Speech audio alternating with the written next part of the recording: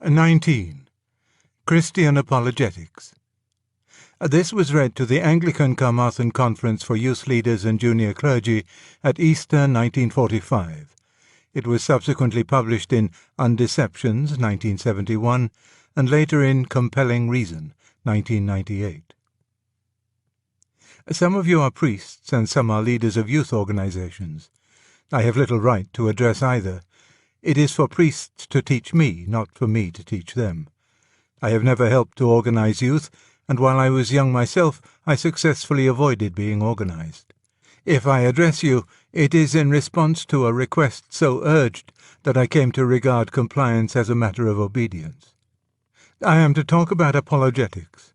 Apologetics means, of course, defense. The first question is, what do you propose to defend? Christianity, of course, and Christianity as understood by the Church in Wales.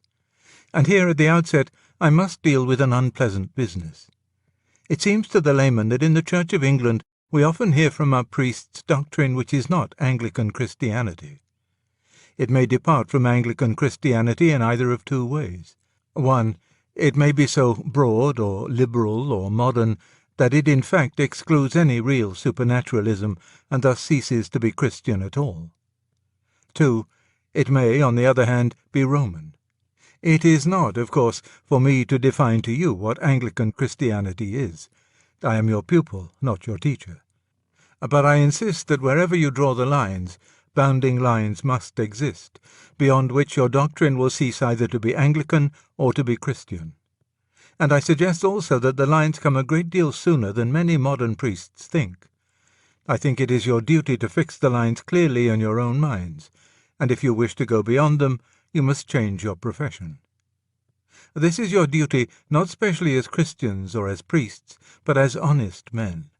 There is a danger here of the clergy developing a special professional conscience which obscures the very plain moral issue. Men who have passed beyond these boundary lines in either direction are apt to protest that they have come by their unorthodox opinions honestly. In defense of these opinions, they are prepared to suffer obloquy and to forfeit professional advancement. They thus come to feel like martyrs. But this simply misses the point which so gravely scandalizes the layman. We never doubted that the unorthodox opinions were honestly held. What we complain of is your continuing your ministry after you have come to hold them. We always knew that a man who makes his living as a paid agent of the Conservative Party may honestly change his views and honestly become a communist. What we deny is that he can honestly continue to be a Conservative agent and to receive money from one party while he supports the policy of another. Even when we have thus ruled out teaching which is in direct contradiction to our profession, we must define our task still further. We are to defend Christianity itself, the faith preached by the apostles, attested by the martyrs, embodied in the creeds, expounded by the fathers. This must be clearly distinguished from the whole of what any one of us may think about God and man. Each of us has his individual emphasis. Each holds, in addition to the faith, many opinions which seem to him to be consistent with it and true and important. And so perhaps they are. But as apologists, it is not our business to defend them. We are defending Christianity, not my religion. When we mention our personal opinions, we must always make quite clear the difference between them and the faith itself. St. Paul has given us the model in 1 Corinthians chapter 7, verse 25. On a certain point he has no commandment of the Lord, but gives his judgment. No one is left in doubt as to the difference in status implied. This distinction, which is demanded by honesty, also gives the apologist a great tactical advantage. The great difficulty is to get modern audiences to realize that you are preaching Christianity solely and simply because you happen to think it true. They always suppose you are preaching it because you like it, or think it good for society, or something of that sort. Now, a clearly maintained distinction between what the faith actually says and what you would like it to have said, or what you understand, or what you personally find helpful or think probable, forces your audience to realize that you are tied to your data just as the scientist is tied by the results of the experiments, that you are not just saying what you like. This immediately helps them to realize that what is being discussed is a question about objective fact, not gas about ideals and points of view. Secondly, this scrupulous care to preserve the Christian message as something distinct from one's own ideas has one very good effect upon the apologist himself. It forces him, again and again, to face up to those elements in original Christianity which he personally finds obscure or repulsive. He is saved from the temptation to skip or slur or ignore what he finds disagreeable. And the man who yields to that temptation will, of course, never progress in Christian knowledge. For obviously, the doctrines which one finds easy are the doctrines which give Christian sanction to truths you already knew. The new truth, which you do not know and which you need, must, in the very nature of things, be hidden precisely in the doctrines you least like and least understand. It is just the same here as in science. The phenomenon which is troublesome, which doesn't fit in with the current scientific theories, is the phenomenon which compels reconsideration, and thus leads to new knowledge. Science progresses because scientists, instead of running away from such troublesome phenomena or hushing them up, are constantly seeking them out. In the same way, there will be progress in Christian knowledge only as long as we accept the challenge of the difficult or repellent doctrines. A liberal Christianity, which considers itself free to alter the faith whenever the faith looks perplexing or repellent, must be completely stagnant. Progress is made only into a resisting material. From this, there follows a corollary about the apologist's private reading. There are two questions he will naturally ask himself. 1. Have I been keeping abreast of recent movements in theology? 2.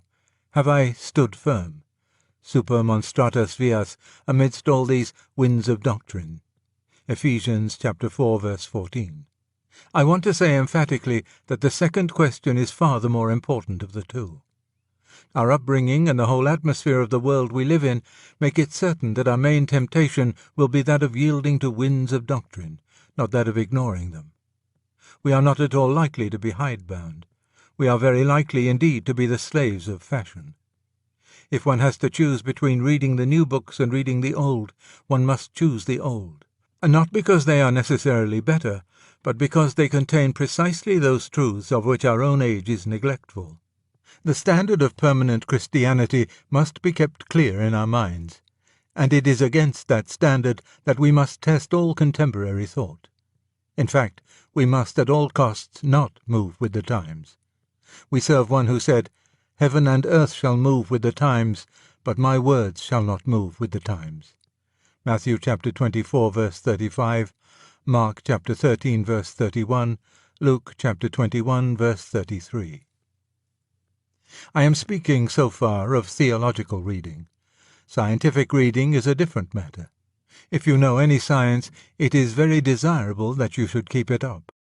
We have to answer the current scientific attitude towards Christianity, not the attitude which scientists adopted 100 years ago. Science is in continual change, and we must try to keep abreast of it. For the same reason, we must be very cautious of snatching at any scientific theory which, for the moment, seems to be in our favour. We may mention such things, but we must mention them lightly and without claiming that they are more than interesting. Sentences beginning, "Science has now proved," should be avoided. If we try to base our apologetic on some recent development in science, we shall usually find that just as we have put the finishing touches to our argument, science has changed its mind and quietly withdrawn the theory we have been using as our foundation stone. Timeo Danaos et dona ferentes is a sound principle. While we are on the subject of science, let me digress for a moment. I believe that any Christian who is qualified to write a good popular book on any science may do much more good by that than by any directly apologetic work. The difficulty we are up against is this. We can make people often attend to the Christian point of view for half an hour or so. But the moment they have gone away from our lecture or laid down our article, they are plunged back into a world where the opposite position is taken for granted. Every newspaper, film, novel, and textbook undermines our work. As long as that situation exists, widespread success is simply impossible. We must attack the enemy's line of communication. What we want is not more little books about Christianity, but more little books by Christians on other subjects, with their Christianity latent. You can see this most easily if you look at it the other way round. Our faith is not very likely to be shaken by any book on Hinduism. But if, whenever we read an elementary book on geology, botany, politics, or astronomy, we found that its implications were Hindu, that would shake us. It is not the books written in direct defense of materialism that make the modern man a materialist. It is the materialistic assumptions in all the other books. In the same way, it is not books on Christianity that will really trouble him. But he would be troubled if, whenever he wanted a cheap popular introduction to some science, the best work on the market was always by a Christian. The first step to the reconversion of the country is a series produced by Christians which can beat the Penguins and the Thinkers' Library on their own ground. Its Christianity would have to be latent, not explicit, and, of course, its science perfectly honest. Science twisted in the interests of apologetics would be sin and folly. But I must return to my immediate subject. Our business is to present that which is timeless, the same yesterday, today, and tomorrow, Hebrews chapter 8, verse 8, in the particular language of our own age. The bad preacher does exactly the opposite. He takes the ideas of our own age and tricks them out in the traditional language of Christianity. Thus, for example, he may think about the Beveridge Report and talk about the coming of the kingdom. The core of his thought is merely contemporary. Only the superficies is traditional. But your teaching must be timeless at its heart and wear a modern dress. This raises the question of theology and politics. The nearest I can get to a settlement of the frontier problem between them is this: that theology teaches us what ends are desirable and what means are lawful, while politics teaches us what means are effective. Thus theology tells us that every man ought to have a decent wage. Politics tells us by what means this is likely to be attained. Theology tells us which of these means are consistent with justice and charity. On the political question, guidance comes not from revelation, but from natural prudence, knowledge of complicated facts, and ripe experience. If we have these qualifications, we may, of course, state our political opinions. But then we must make it quite clear that we are giving our personal judgment and have no command from the Lord. Not many priests have these qualifications. Most political sermons teach the congregation nothing except what newspapers are taken at the rectory. Our great danger at present is lest the Church should continue to practice a merely missionary technique in what has become a missionary situation. A century ago, our task was to edify those who had been brought up in the faith. Our present task is chiefly to convert and instruct infidels. Great Britain is as much a part of the mission field as China. Now, if you were sent to the Bantus, you would be taught their language and traditions. You need similar teaching about the language and mental habits of your own uneducated and unbelieving fellow countrymen. Many priests are quite ignorant on this subject. What I know about it, I have learned from talking in RAF camps. They were mostly inhabited by Englishmen, and, therefore, some of what I shall say may be irrelevant to the situation in Wales. You will sift out what does not apply. 1. I find that the uneducated Englishman is an almost total skeptic about history. I had expected he would disbelieve the Gospels because they contain miracles, but he really disbelieves them because they deal with things that happened 2,000 years ago. He would disbelieve equally in the Battle of Actium if he heard of it. To those who have had our kind of education, his state of mind is very difficult to realize. To us, the present has always appeared as one section in a huge continuous process. In his mind, the present occupies almost the whole field of vision. Beyond it, isolated from it, and quite unimportant, is something called the old days, a small comic jungle in which highwaymen, Queen Elizabeth, knights in armour, etc. wander about. Then, strangest of all, beyond the old days comes a picture of primitive man. He is science, not history, and is therefore felt to be much more real than the old days. In other words, the prehistoric is much more believed in than the historic. 2.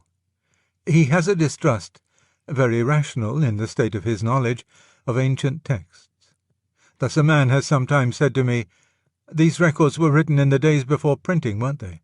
And you haven't got the original bit of paper, have you?" So what it comes to is that someone wrote something, and someone else copied it, and someone else copied that, and so on. Well, by the time it comes to us, it won't be in the least like the original. This is a difficult objection to deal with, because one cannot, there and then, start teaching the whole science of textual criticism. But at this point their real religion, i.e. faith in science, has come to my aid. The assurance that there is a science called textual criticism, and that its results, not only as regards the New Testament, but as regards ancient texts in general, are generally accepted, will usually be received without objection. I need hardly point out that the word text must not be used, since to your audience it means only a scriptural quotation. 3. A sense of sin is almost totally lacking. Our situation is thus very different from that of the apostles. The pagans, and still more the Metuentes, to whom they preached, were haunted by a sense of guilt, and to them the gospel was, therefore, good news. We address people who have been trained to believe that whatever goes wrong in the world is someone else's fault. The capitalists, the governments, the Nazis, the generals, etc. They approach God himself as his judges. They want to know not whether they can be acquitted for sin, but whether he can be acquitted for creating such a world. In attacking this fatal insensibility, it is useless to direct attention, A, to sins your audience do not commit, or B, to things they do but do not regard as sins. They are usually not drunkards. They are mostly fornicators, but then they do not feel fornication to be wrong. It is, therefore, useless to dwell on either of these subjects. Now that contraceptives have removed the obviously uncharitable element in fornication, I do not myself think we can expect people to recognize it as a sin until they have accepted Christianity as a whole. I cannot offer you a watertight technique for awaking the sense of sin. I can only say that, in my experience, if one begins from the sin that has been one's own chief problem during the last week, one is very often surprised at the way this shaft goes home. But whatever method we use, our continual effort must be to get their minds away from public affairs and crime and bring them down to brass tacks, to the whole network of spite, greed, envy, unfairness, and conceit in the lives of ordinary, decent people like themselves and ourselves. 4. We must learn the language of our audience. And let me say at the outset that it is no use at all laying down a priori what the plain man does or does not understand. You have to find out by experience. Thus, most of us would have supposed that the change from "may truly and indifferently minister justice" to "may truly and impartially" made that place easier to the uneducated. But a priest of my acquaintance discovered his sexton saw no difficulty in "indifferently." It means making no difference between one man and another, he said, but had no idea what "impartially" meant. On this question of language, the best thing I can do is to make a list of words which are used by people in a sense different from ours. Atonement does not really exist in a spoken modern English, though it would be recognized as a religious word. Insofar as it conveys any meaning to the uneducated, I think it means compensation. No one word will express to them what Christians mean by atonement. You must paraphrase. Being, noun, never means merely entity in popular speech. Often it means what we should call a personal being. E.g., a man said to me, "I believe in the Holy Ghost, but I don't think he is a being." Catholic means papistical. Charity means A. alms, B. a charitable organization, C. much more rarely, indulgence, i.e., a charitable attitude towards a man is conceived as one that denies or condones his sins, not as one that loves the sinner in spite of them. Christian has come to include almost no idea of belief, usually a vague term of approval. The question, "What do you call a Christian?" has been asked of me again and again. The answer they wish to receive is, A Christian is a decent chap who's unselfish, etc. Church means A. Sacred building, B. The clergy. Does not suggest to them the company of all faithful people. Generally used in a bad sense. Direct defence of the Church is part of our duty, but use of the word church, where there is no time to defend it, alienates sympathy and should be avoided where possible. Creative now means merely talented, original. The idea of creation in the theological sense is absent from their minds. Creature means beast, irrational animal. Such an expression as, "we are only creatures," would almost certainly be misunderstood. Crucifixion, cross, etc. Centuries of hymnody and religious cant have so exhausted these words that they now very faintly, if at all, convey the idea of execution by torture. It is better to paraphrase, and, for the same reason, to say flogged, for New Testament scourged. Matthew chapter 27, verse 26, Mark chapter 15, verse 15, John chapter 19, verse 1. Dogma, used by the people only in a bad sense to mean unproved assertion delivered in an arrogant manner. Immaculate conception, in the mouth of an uneducated speaker, always means virgin birth. Morality means chastity. Personal. I had argued for at least 10 minutes with a man about the existence of a personal devil, before I discovered that personal meant to him corporeal. I suspect this of being widespread. When they say they don't believe in a personal God, they may often mean only that they are not anthropomorphists. Potential, when used at all, is used in an engineering sense. Never means possible. Primitive means crude, clumsy, unfinished, inefficient. Primitive Christianity would not mean to them at all what it does to you. Sacrifice has no associations with temple and altar. They are familiar with this word only in the journalistic sense. The nation must be prepared for heavy sacrifices. Spiritual means primarily immaterial, incorporeal, but with serious confusions from the Christian uses of pneuma. Hence the idea that whatever is spiritual, in the sense of non-sensuous, is somehow better than anything sensuous. E.g., they don't really believe that envy could be as bad as drunkenness. Vulgarity usually means obscenity or smut. There are bad confusions, and not only in uneducated minds, between A. the obscene or lascivious, what is calculated to provoke lust, B. the indecorous, what offends against good taste or propriety, C. the vulgar proper, what is socially low. Good people tend to think B as sinful as A, with the result that others feel A to be just as innocent as B. To conclude, you must translate every bit of your theology into the vernacular. This is very troublesome, and it means you can say very little in half an hour, but it is essential. It is also of the greatest service to your own thought. I have come to the conviction that if you cannot translate your thoughts into uneducated language, then your thoughts were confused. Power to translate is the test of having really understood one's own meaning. A passage from some theological work for translation into the vernacular ought to be a compulsory paper in every ordination examination. I turn now to the question of the actual attack. This may be either emotional or intellectual. If I speak only of the intellectual kind, that is not because I undervalue the other, because, not having been given the gifts necessary for carrying it out, I cannot give advice about it.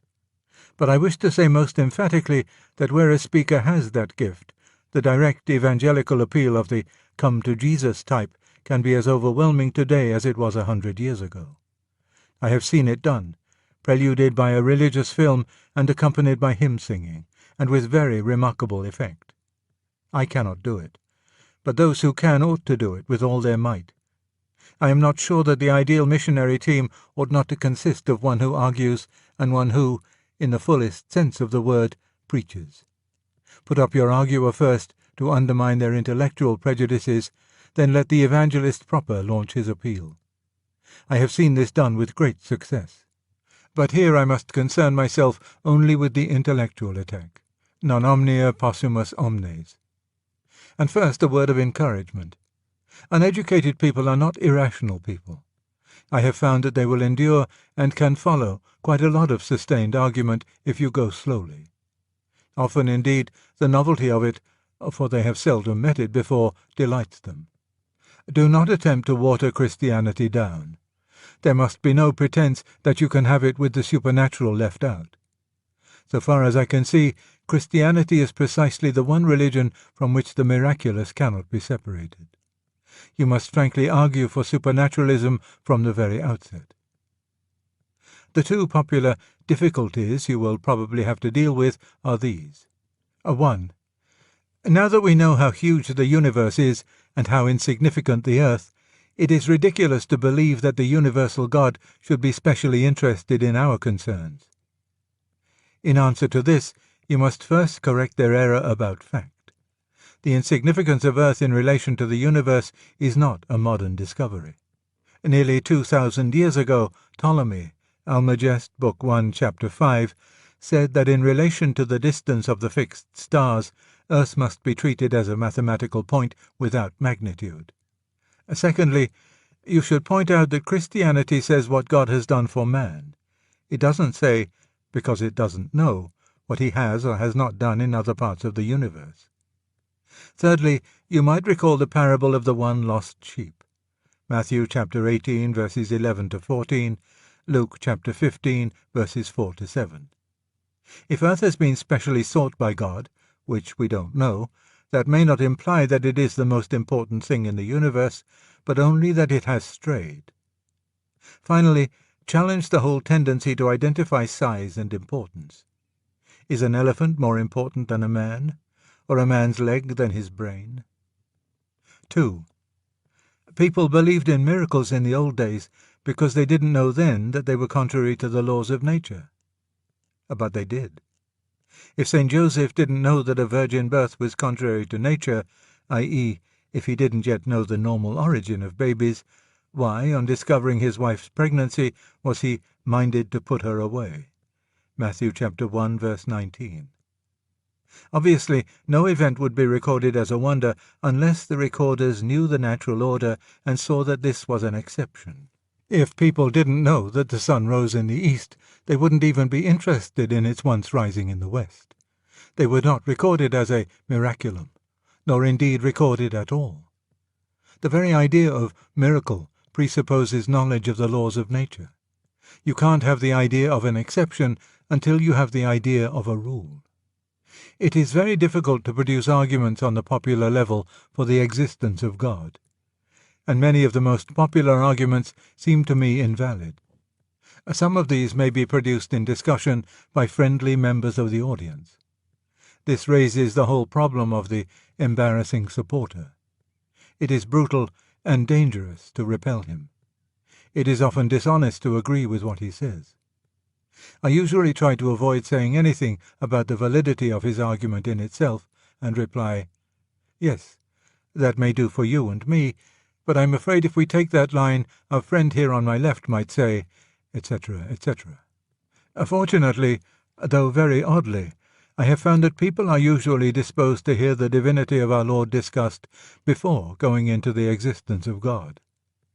When I began, I used, if I were giving 2 lectures, to devote the first to mere theism, but I soon gave up this method because it seemed to arouse little interest.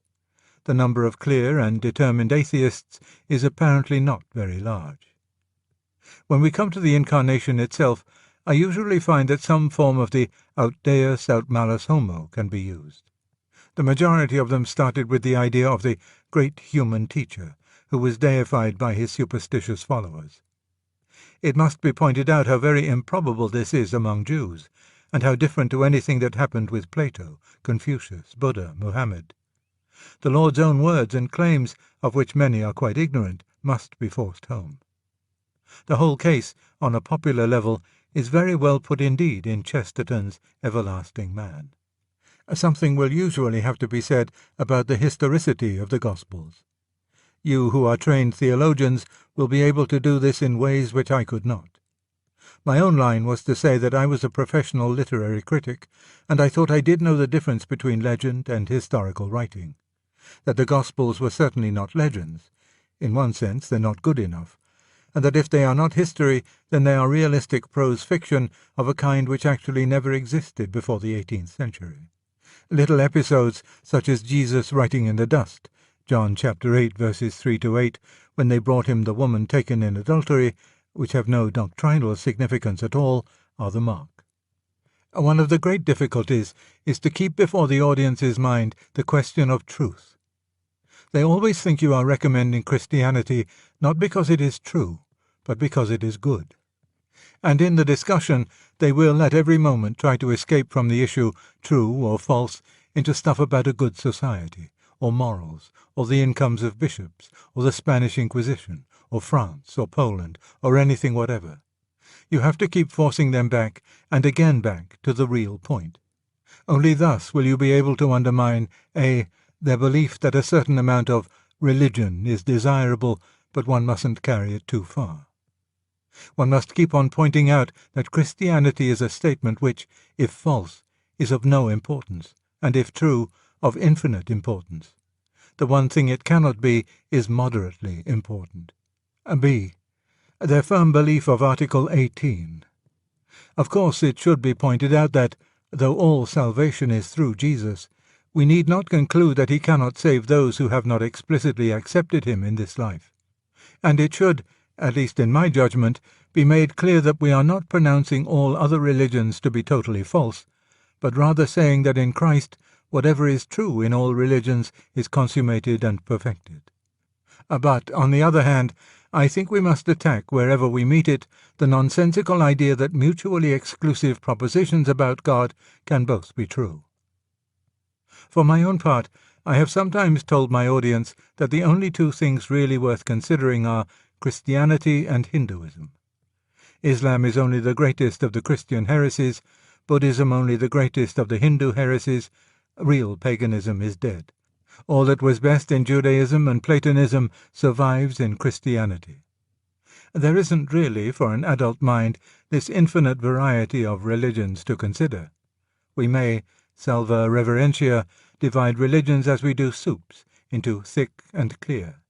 By thick, I mean those which have orgies and ecstasies and mysteries and local attachments. Africa is full of thick religions. By clear, I mean those which are philosophical, ethical, and universalizing. Stoicism, Buddhism, and the ethical church are clear religions.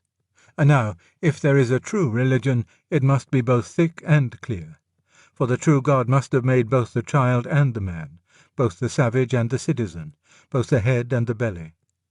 And the only two religions that fulfill this condition are Hinduism and Christianity. But Hinduism fulfills it imperfectly.